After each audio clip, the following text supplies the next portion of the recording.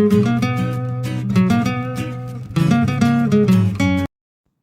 എല്ലാവർക്കും നമസ്കാരം. നമ്മളിന്ന് റിപ്പബ്ലിക് ദിനമായിട്ടിന്ന് നമ്മുടെ മീൻകുളം ഒന്ന് വറ്റിക്കാമെന്ന് വിചാരിച്ചു. അപ്പോൾ ഫ്രീ ഉള്ളത് ഒരു ദിവസം മൊത്തം എടുക്കും ഇതിൻ്റെ ക്ലീനിങ് പ്രോസസ്സും മീനെ പിടിച്ചു മാറ്റലും തിരിച്ചിടലും.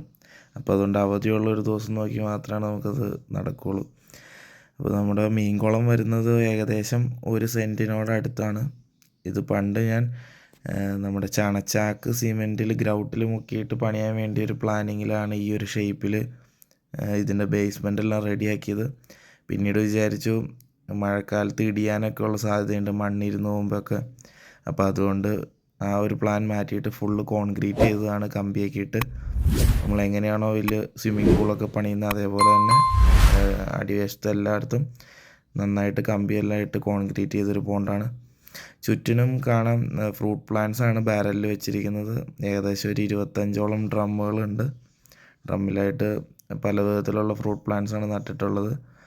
അപ്പോൾ വേനൽക്കാലത്ത് ഈ പറഞ്ഞ പോലെ ഫ്രൂട്ട് പ്ലാന്റ്സ് നനയ്ക്കാനും അതേപോലെ കുറച്ച് ഏലമുണ്ട്, പിന്നെ പച്ചക്കറി നടുന്നതൊക്കെ നനയ്ക്കാനായിട്ട് നമ്മൾ ഈ കുളത്തിൽ നിന്ന് തന്നെയാണ് വെള്ളം എടുക്കാറ്. നമ്മുടെ കലാത്തിയ ലൂട്ടിയുടെ വീഡിയോ കണ്ടിട്ടുള്ളവർക്കറിയാം, ഞാൻ അതിൻ്റെ അകത്ത് പറഞ്ഞിട്ടുണ്ട്. മീൻ കുളത്തിൽ നിന്നുള്ള വെള്ളമാണ് കൂടുതലും അത് നനയ്ക്കാനായിട്ട് യൂസ് ചെയ്യാറ്. അപ്പോൾ നിലവിൽ ഇതിൽ ഫിൽട്രേഷൻ സ്റ്റോപ്പായി കിടന്നിട്ടൊരു 1 മന്ത് ആയിട്ടുണ്ട്. കാരണം സബ്മേഴ്സിബിൾ പമ്പ് കംപ്ലൈൻ്റ് ആയിട്ടുണ്ടായിരുന്നു.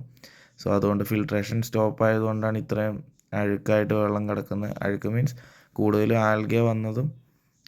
പിന്നെ അതേപോലെ തന്നെ ഈ ഇപ്പോൾ ക്യാമറ ഇരിക്കുന്നത് ഒരു റംബൂട്ടാൻ മരത്തിൻ്റെ ചുവട്ടിലാണ്. അപ്പോൾ റംബൂട്ടാൻ്റെ ഇല കൊഴിയുന്ന ടൈമായിരുന്നു, നല്ലതുപോലെ ഇല കൊഴിഞ്ഞ് വീണിട്ടുണ്ട്. അപ്പോൾ ഏതായാലും ഒരവധി ദിവസം കിട്ടിയ സ്ഥിതിക്ക് ഇന്ന് ക്ലീൻ ചെയ്തേക്കാമെന്ന് വിചാരിച്ചു. വെള്ളം വറ്റിക്കാനായിട്ട് നമ്മൾ എടുത്തിരിക്കുന്നത് വലിയൊരു മോട്ടറും അതിനനുസരിച്ചിട്ട് തന്നെയുള്ള വലിയൊരു ഓസുമാണ്.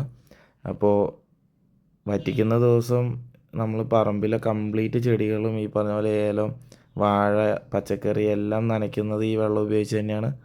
നമ്മൾ പുറത്തെങ്ങോട്ടും ഒഴുക്കി കളയാറില്ല ഈ വെള്ളം. കാരണം അത്രയും വളക്കൂറുള്ള വെള്ളം ആയതുകൊണ്ടും മീനിൻ്റെ വേസ്റ്റും അതുപോലെ മീനിൻ്റെ തീറ്റയുടെ വേസ്റ്റും എല്ലാം ഉള്ളതുകൊണ്ടും നമ്മൾ ഈ വെള്ളം ചെടികൾക്ക് കൊടുക്കാറാണ് പതിവ്. അങ്ങനെ പറമ്പെല്ലാം നനയ്ക്കുന്ന ഡ്യൂട്ടി പപ്പയ്ക്കാണ്.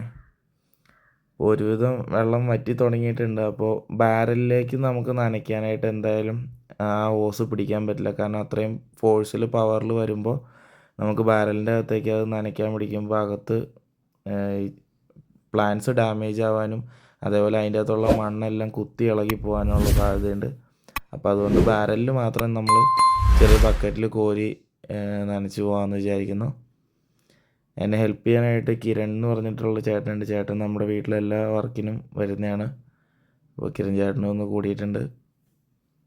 അങ്ങനെ എല്ലാ ബാരലിലേക്കും നിറച്ചെത്താൻ നല്ല സമയം എടുക്കും. അതുകൊണ്ട് ഞാൻ ടൈം ലാപ്സ് ഇടുവാണേ. പിന്നെ ഈ കുളം പണിതതിന് പിന്നിൽ ഒരുപാട് കഷ്ടപ്പാടുണ്ട്. അത് ഞാൻ എൻ്റെ പഠനകാലം കഴിഞ്ഞ സമയത്തായിരുന്നു ഇതിൻ്റെ നിർമ്മാണം. ഞാൻ ഒരുപാട് നാൾ സൂക്ഷിച്ച് വെച്ച് കൂട്ടി വെച്ച പൈസ കൊണ്ടാണ് ഈ കുളം പൂർത്തീകരിച്ചത്. അപ്പോൾ ഒരുവിധം വെള്ളം ഒരു 3/4 ഭാഗം പറ്റിയിട്ടുണ്ട്. ഇനി ഒരു 1/4 ഭാഗം കൂടെ ഉള്ളൂ. നമ്മളിതിൻ്റെ അകത്ത് നിക്ഷേപിച്ചിരുന്ന മീനുകളെന്ന് പറയുന്നത്, നമ്മൾ ഈ കുളം പണിയുമ്പോൾ ഉദ്ദേശിച്ചിരുന്നത് അലങ്കാര പർപ്പസ് എന്നുള്ള രീതിയിൽ മാത്രമായിരുന്നു. പിന്നീട് വിചാരിച്ചു വളർത്തു മത്സ്യങ്ങളെയും കൂടെ ആഡ് ചെയ്യാം, എന്തായാലും ഭക്ഷണം കൊടുക്കുകയാണല്ലോ എന്ന് കരുതിയിട്ട്. അപ്പോൾ ആ കൂട്ടത്തിൽ നമ്മൾ കൂടുതലും ഇട്ടിരുന്നത് റെഡ് സിലോപ്പിയ അല്ലെങ്കിൽ റെഡ് തിലാപ്പിയ എന്ന് പറയുന്നത് തിലാപ്പിയ വെറൈറ്റിയുടെ പിങ്ക് കളറുള്ള ഫിഷിനെയും കൂടെ ആയിരുന്നു. അങ്ങനെ നമ്മുടെ ഹാർവെസ്റ്റ് നടക്കുന്നുണ്ട്. നമ്മൾ വലിയ കുളത്തിൽ നിന്നും പിടിക്കുന്ന മത്സ്യങ്ങളെ ഇതേപോലെ ചെറിയൊരു പാത്രത്തിൽ വെള്ളം ഫില്ല് ചെയ്ത് അതിൽ അഴുക്കെല്ലാം ക്ലിയർ ചെയ്തിട്ടാണ് നമ്മുടെ സപ്പോർട്ടിങ് ടാങ്കിലേക്ക് കൊണ്ടുപോയി നിക്ഷേപിക്കുന്നത്. അപ്പോൾ അല്ലെങ്കിൽ ആ ടാങ്കിലുള്ള വെള്ളം മുഴുവൻ അഴുക്കാവാനുള്ള സാധ്യതയുണ്ട്. അപ്പോൾ അതുകൊണ്ട് അമ്മയാണ് ക്യാമറയായിട്ട് പുറകെ ഓടി വരുന്നത്. മീൻപിടുത്തത്തിന് ഇറങ്ങിയ കാരണം വീഡിയോ കൃത്യമായിട്ട് ഷൂട്ട് ചെയ്യാനായിട്ട് പറ്റിയിട്ടുണ്ടായിരുന്നില്ല. അപ്പോൾ അതുകൊണ്ടാണ് കുറേ ടൈം ലാപ്സ് ഇട്ട് ട്രൈപോഡ് സെറ്റ് ചെയ്തിട്ടൊക്കെ ആയിട്ട് വീഡിയോ എടുത്തിരിക്കുന്നത്. വീഡിയോയ്ക്ക് ഒത്തിരി പോരായ്മകളുണ്ടെന്ന് എനിക്കറിയാം. പക്ഷേ വീഡിയോ അത് പോസ്റ്റ് ചെയ്യുന്നതും നമുക്ക് എപ്പോഴും നടക്കുന്നൊരു പ്രോസസ്സല്ല. മീൻകുളം വറ്റിച്ച് മീൻ പിടിക്കുന്നത് വർഷത്തിലൊരിക്കലേ ചെയ്യാറുള്ളൂ. അപ്പോൾ അതുകൊണ്ട് അത് വീഡിയോ ആക്കി എടുത്തു എന്നേ ഉള്ളൂ. അങ്ങനെ വലിയ കുളത്തിൽ നിന്ന് നമ്മൾ മീനുകളെല്ലാം പിടിച്ചു കൊണ്ടുവന്ന് ഇതിലേക്ക് ഇട്ടിട്ടുണ്ട്. നമുക്കിതിൽ ഒത്തിരി നേരം സ്റ്റോർ ചെയ്യാനും പറ്റില്ല, കാരണം ഒരുപാട് മത്സ്യങ്ങളുള്ളതുകൊണ്ട് എയറേഷൻ്റെ ബുദ്ധിമുട്ടുണ്ട് ഈ ടാങ്കിൽ, ചെറിയ ടാങ്കിൽ. അപ്പോൾ ആ പഴയ കുളത്തിൽ എപ്പോഴാണോ വെള്ളം ഫില്ലാവുന്നത് അന്നേരം ഇതിൽ നിന്ന് തിരിച്ച് പിടിച്ച് നമ്മൾ ഈ വലിയ കുളത്തിലേക്ക് തിരിച്ച് നിക്ഷേപിക്കും. അപ്പോൾ ഒരുപാട് മത്സ്യങ്ങളായതുകൊണ്ടും അതിൽ 2ഉം 3ഉം വയസ്സായ മത്സ്യങ്ങൾ ഒരുപാട് ഉണ്ട്, പ്രത്യേകിച്ച് റെഡ് സിലോപ്പി. അങ്ങനെ ഒരുപാട് വലിപ്പമുള്ള മത്സ്യങ്ങൾ എന്തായാലും നമ്മൾ തിരിച്ചിടുന്നില്ല, അവരെ കഴിക്കാനായിട്ട് ഉപയോഗിക്കുകയാണ്. കാർപ്പുകളെ ഒന്നും പിടിക്കുന്നില്ല, റെഡ് സിലോപ്പി മാത്രം, ഭക്ഷ്യയോഗ്യമായിട്ടുള്ള മീനുകൾ മാത്രമേ എടുക്കുന്നുള്ളൂ. കോഴിക്കാർപ്പുകളെ കഴിക്കാനായിട്ട് നമ്മൾ എടുക്കാറില്ല, അത് അലങ്കാരത്തിന് തന്നെയാണ് യൂസ് ചെയ്യാറ്. അങ്ങനെ അവസാന ഭാഗം വെള്ളം വറ്റിക്കലാണ് ഈ കണ്ടുകൊണ്ടിരിക്കുന്നത്. അതും കൂടെ കംപ്ലീറ്റ് ആയാൽ പുതിയ വെള്ളം ഫില്ല് ചെയ്യും. അപ്പോൾ ഇതാണ് നമ്മൾ പറഞ്ഞ റെഡ് സിലോപ്പി, റെഡ് തിലാപ്പിയ എന്ന് പറയുന്നത്. അപ്പോൾ ഒരുപാട് വലിപ്പങ്ങൾ നമ്മൾ തിരിച്ചിട്ടിട്ടില്ല, അതിങ്ങനെ ഓരോരുത്തർക്ക് കൊടുക്കാനായിട്ട് നമ്മൾ പിടിച്ചു മാറ്റിയിട്ടുണ്ട്. അപ്പോൾ ഈ ഒരു മീഡിയം സൈസ് തീരെ കുഞ്ഞുങ്ങൾ, ഒരു 4 ഇഞ്ച് 5 ഇഞ്ചൊക്കെ ആയിട്ടുള്ള ഒരുപാട് കുഞ്ഞുങ്ങളും ഒരു മീഡിയം വലിപ്പമുള്ളതുങ്ങളെല്ലാം നമ്മൾ ഈ ടാങ്കിൽ തന്നെ സ്റ്റോക്ക് ചെയ്തേക്കുവാണ്. പഴയ ടാങ്കിൽ വെള്ളം ഫില്ല് ചെയ്ത് കഴിയുമ്പോൾ അതിലേക്ക് തിരിച്ചിടുന്നതായിരിക്കും. അപ്പോൾ ടാങ്ക് ഫില്ലാവുന്നത് വരെ, വെള്ളം ഒന്ന് കംപ്ലീറ്റ് ആവുന്നത് വരെ നമ്മൾ ഇതിൻ്റെ അകത്താണ് സ്റ്റോക്ക് ചെയ്യുന്നത്. അങ്ങനെ റെഡ് സിലോപ്പി നമുക്ക് പിടിച്ചതിൽ ഏകദേശം 1 കിലോ 1.25 കിലോ വരെ തൂക്കമുള്ള മീനുകളുണ്ടായിരുന്നു. ഏകദേശം 60 കിലോയോളം മീൻ നമ്മൾ ഹാർവെസ്റ്റ് ചെയ്തിട്ടുണ്ട്. അങ്ങനെ ഹാർവെസ്റ്റ് ചെയ്ത സന്തോഷത്തിൽ നമ്മൾ മീനെല്ലാം നമ്മുടെ അയൽവക്കത്തുള്ളവർക്കും കസിൻസിൻ്റെ വീട്ടിലേക്ക് എല്ലായിടത്തേക്കും കൊടുത്ത് തീർത്തിട്ടുണ്ട്.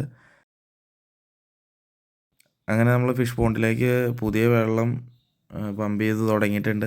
വയൽ പ്രദേശമായതുകൊണ്ടാണ് ചെറിയൊരു കലക്കമുള്ള വെള്ളത്തിന്, അത് പതിയെ തെളിഞ്ഞു വന്നോളും. പിന്നെ ഇതിന് അവിടെ ഇവിടെയൊക്കെ കുറേ പാച്ച് വർക്കും ഈ പറഞ്ഞ പോലെ പെയിൻ്റൊക്കെ പോയിട്ടുണ്ട്. അത് നമ്മൾ അടുത്ത ഹാർവസ്റ്റിൻ്റെ ടൈമിൽ അല്ലെങ്കിൽ മഴക്കാലത്തിന് മുമ്പ് ഒന്ന് വറ്റിച്ച് പ്ലാസ്റ്ററൊക്കെ ചെയ്തൊന്ന് കുട്ടപ്പനാക്കി എടുക്കുന്നുണ്ട് കുളത്തിന്. അപ്പോൾ ആ വീഡിയോ നമുക്ക് തുടർന്ന് ചാനലിൽ വരുന്നതായിരിക്കും. അപ്പോൾ ഇത് 2ാമത്തെ ദിവസമാണ്. ഒരു ദിവസം കൊണ്ട് നമുക്ക് ഈ കുളം ഫില്ല് ചെയ്യാൻ പറ്റില്ല, ഒരുപാട് വെള്ളം വേണ്ടതുള്ളതുകൊണ്ട്. അപ്പോൾ മീനിനെയൊക്കെ ഇറക്കിയിട്ടുണ്ട്. അപ്പോൾ ഓക്കെ, ബൈ.